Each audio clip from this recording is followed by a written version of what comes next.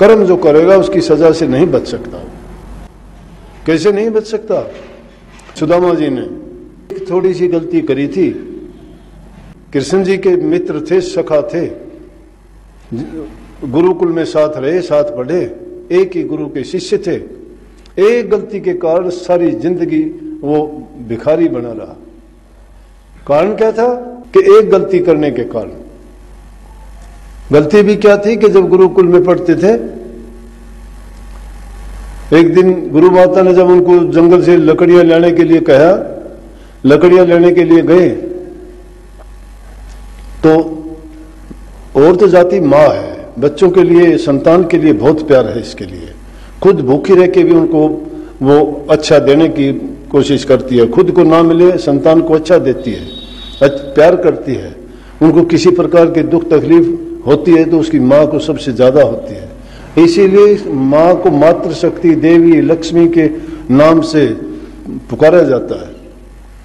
तो उन बच्चों को भी अपना ही समझती है।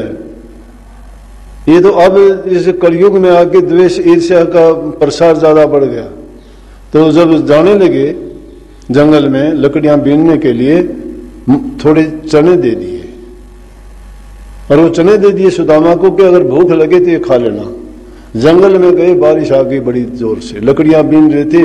लकड़ियां बीनते बीनते एक पेड़ पे चढ़े हुए थे। काफी दिन गुजर गया, भूख लगी। कृष्ण जी तो अवतारी पुरुष थे, उनको पता था। तो सुदामा जी ने क्या किया कि पोटली से चने निकाल के खाने शुरू कर दिए। और कृष्ण जी को भी भूख लगी थी, उसको पता था कि हिस्सा तो तेरा भी था और भी एक आध साथ था, उनका हिस्सा भी था। लेकिन सुदामा ने क्या किया, झूठ बोला, चोरी की। वो उनको चन्नू को चबाने लग गया तो कृष्ण जी कहने लगे, भाई सुदामा भूख लगी है। बोले हाँ भूख तो मुझे भी लगी है। बोले अरे चने दिए थे वो कहाँ है? बोला कि वो तो रास्ते में ही गिर गए थे मेरे से, बिखर के मैंने उठाए नहीं। और जब चने करा तो बोला कि कटकट की आवाज किस चीज की आती है? बोले तो सर्दी में बारिश में भीगने के कारण मेरी जाड़ बज रही। जाड़ बजती है ना, ज्यादा सर्दी लगती है कई बार ज्यादा ठंड में।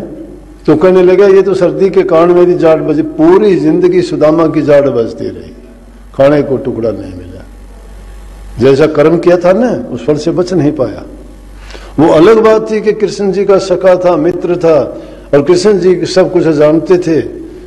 सुदामा पूरी जिंदगी भीख मांग के गुजारा करता रहा। लेकिन क्योंकि गुरु की शिक्षा ली थी, उसने और कोई निकम्मा काम नहीं किया, ईमानदार था, सच्चा था। वो जो गलती हुई थी वो गलती हो गई। उसके बाद में पूरा कृष्ण जी का नाम लेके ही जीता था, सांस सांस में कृष्ण जी को याद करता था। तो वक्त आया, कृष्ण जी से सब पता था, उन्होंने उनको बुलाया और बुला के उसको सब कुछ दिया, वो अलग बात थी। लेकिन उन्होंने एक गलती की थी, गलती करने के कारण पूरी जिंदगी उस गलती की सजा भोगते रहे।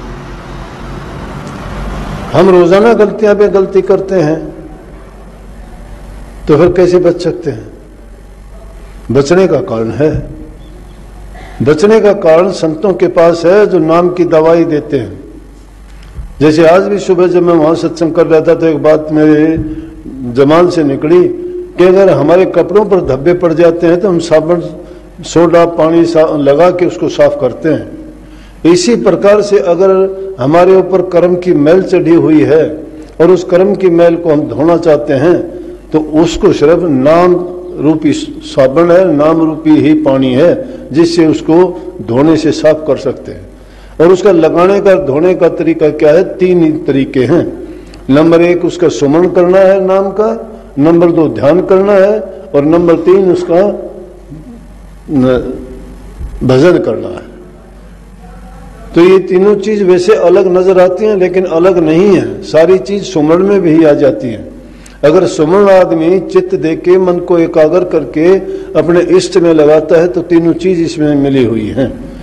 तो हमें और चीजों के लिए पूरा दिन हम बक बक झकझक करने में, दूसरी बातों में गुजार देते हैं। उसकी बजाय अगर वो समय प्रभु की भक्ति में, गुरु द्वारा दिया गया जो नाम है, उसको एकाग्र चित्त करके उसे नाम में मन लगाएं और उसका सुमरण करें, ध्यान करें, भजन करें, अभ्यास करें, तो क्या हमारे कर्म नहीं कर सकते?